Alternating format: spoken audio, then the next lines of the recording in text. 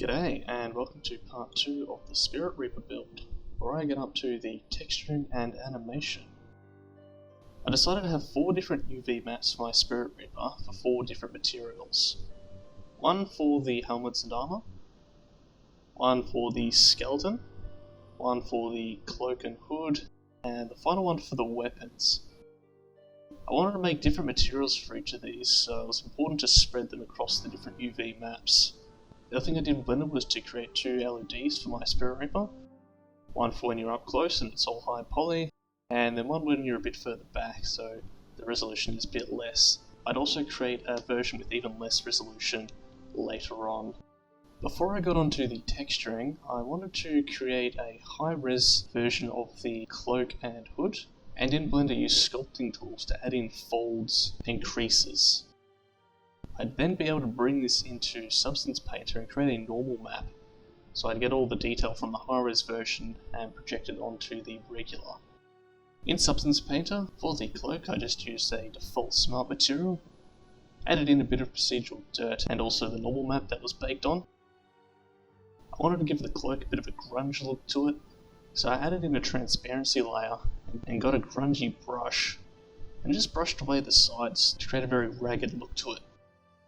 Also brushing away through holes in the bottom of the cloak as well. I quite liked this effect, so I also decided to apply it to the chainmail. I felt that gave it a much better look than just having a very sharp edge to it. Also brushed away the edges of the chainmail around the helmets as well to give it that same look.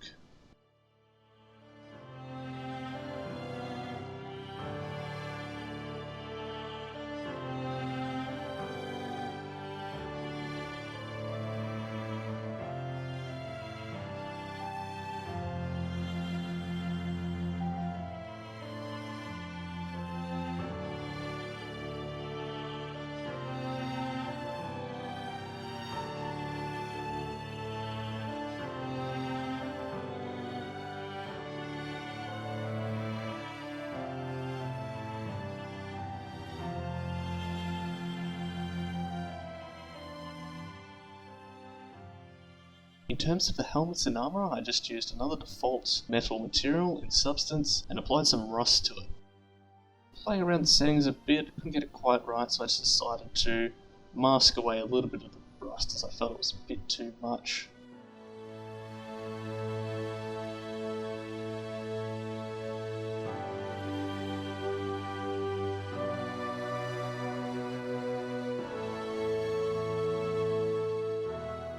For the sword I also made a high poly version just to get that ringed effect around the hilt, and also bake that on as a normal map.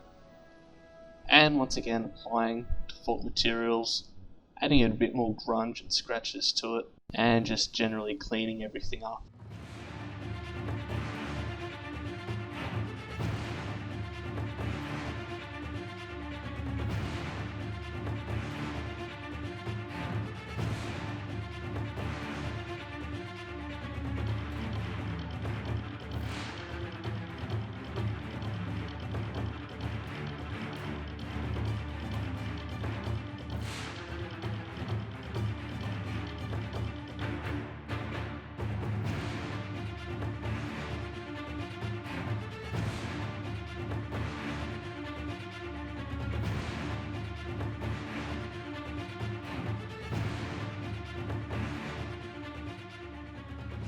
It's all looking pretty good at this stage, so I decided to export the textures and bring them into Unity.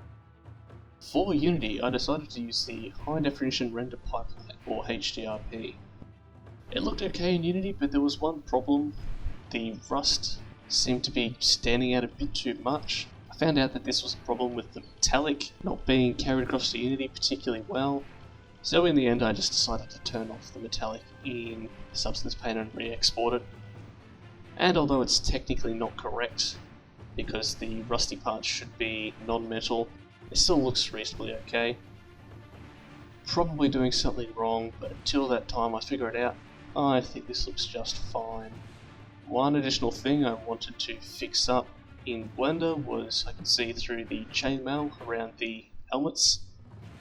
So instead of rendering it double-sided like I did for the cloak, I just duplicated the faces and flipped them the other way around, which should be more efficient than rendering the front and back of both the helmets. So the texturing is looking pretty good in Unity. Now it's time to move on to the animation part. First thing to do before animating was to create a rig for the character. It's a fairly basic rig in the end. Of course it's got no legs, so I just needed to make the arms, head and body.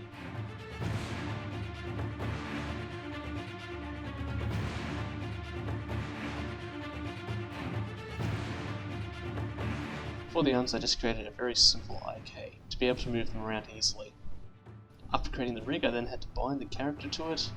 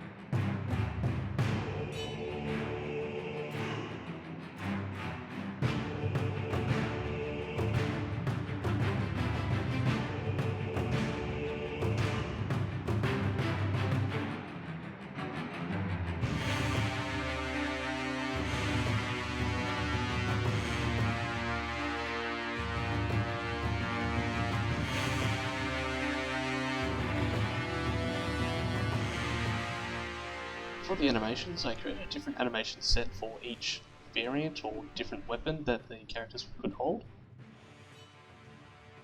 So each version would have a basic idle animation, just sort of hovering up and down.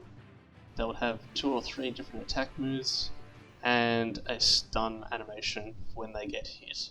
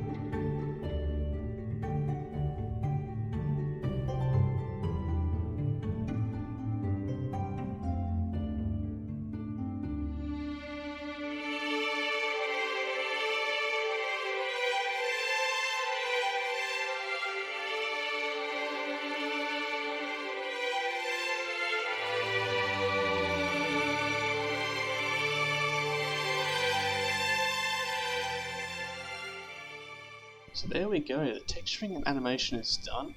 Last thing to really do is integrate everything together in Unity. So I've already got my materials working in Unity. Now I want to add in some additional effects to really bring everything together. I'll see you in the next part.